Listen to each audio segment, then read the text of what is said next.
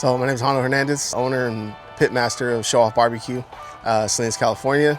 We're here in my backyard, which I call the barbecue playground.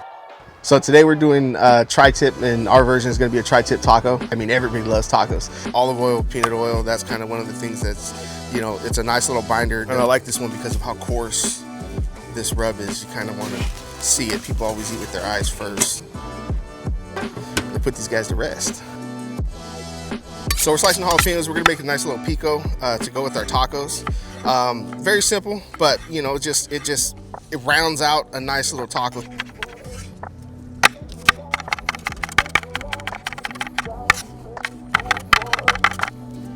Lime juice, nice little acidity to it.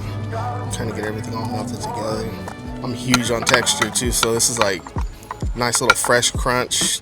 It's almost like a perfect bite. You get sweet, you get savory. Get the smokiness from the meats, but cruising at 275 is exactly where we want to.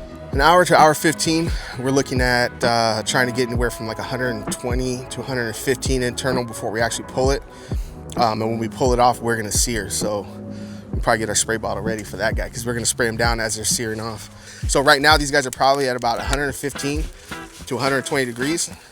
We're gonna get these guys on here direct fire. We're gonna sear them off. After they're smoking, they got this beautiful color. We're spraying it down with a little mixture of beer, a little bit of Worcestershire, a little bit of soy sauce. You're only gonna wanna sear for probably about 3 to 4 minutes.